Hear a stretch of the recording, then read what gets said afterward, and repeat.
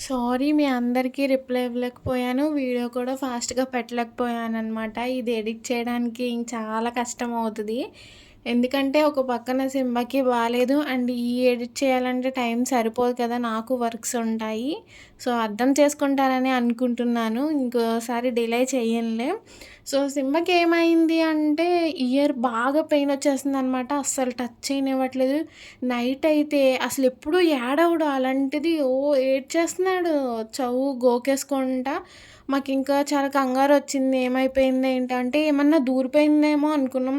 బేసిక్‌గా ఎవరైనా అలాగే అనుకుంటారు కదా! ఏదో అయిపోయింది. మనకి లోపల చూసినా కూడా ఏం కనిపించట్లా. సో, ఏదో అయిపోయింది అనుకుంటున్నాను. అండ్ నెక్స్ట్ డే చూసేసరికి కొంచెం గుళుంలా అనిపించింది. అనిపిస్తే లేకపోతే దీనివల్ల ఏమన్నా ప్రాబ్లమా? లేకపోతే చెవులోకేమన్నా ఎళ్ళిపోయిందా? అని చెప్పి డాక్టర్‌కి ఫోన్ చేస్తే డ్రాప్స్ ఇస్తానన్నారు.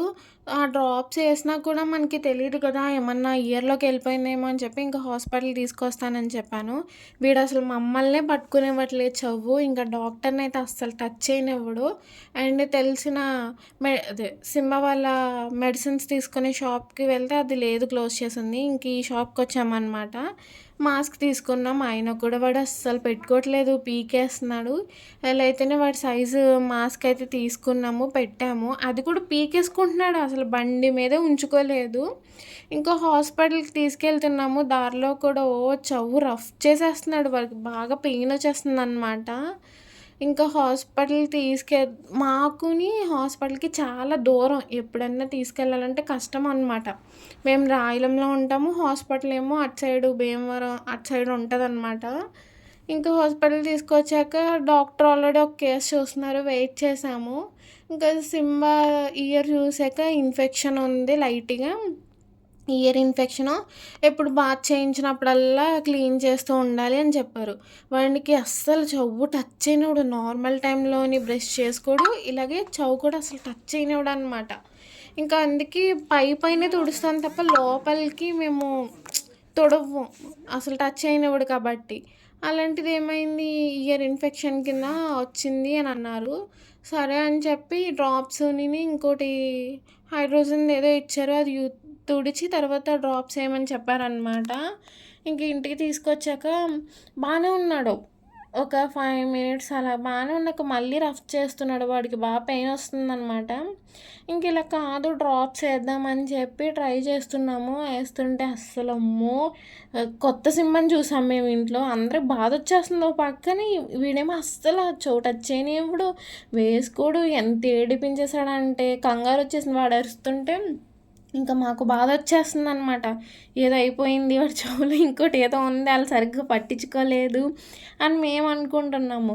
ఇంకా అలా కాదని చెప్పి ఇంకా మాస్క్ పెట్టేసి అందరం కలిసి వాడిని గట్టిగా పట్టుకొని మేమని కూడా చూడట్లేదు, వాడు కరిచేస్తున్నాడు భయంలో వీళ్ళు ఏదో చేసేస్తున్నారు నన్ను అని.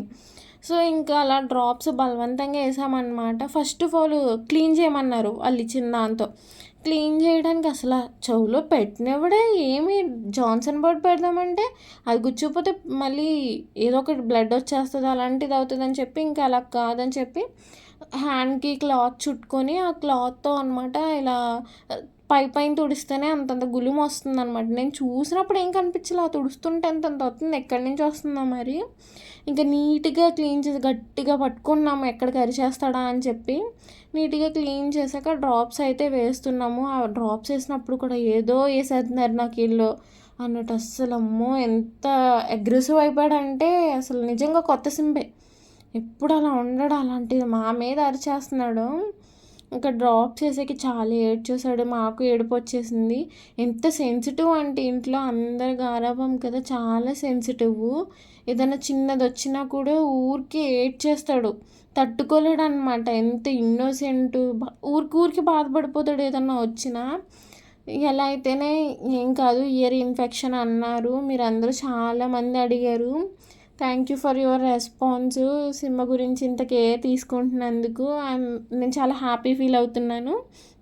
సో, సిమ్ అయితే ఇప్పుడు ప్రెజెంట్ బాగానే ఉన్నాడు. రోజు డ్రాప్స్ ఏస్తున్నాను. అలాగే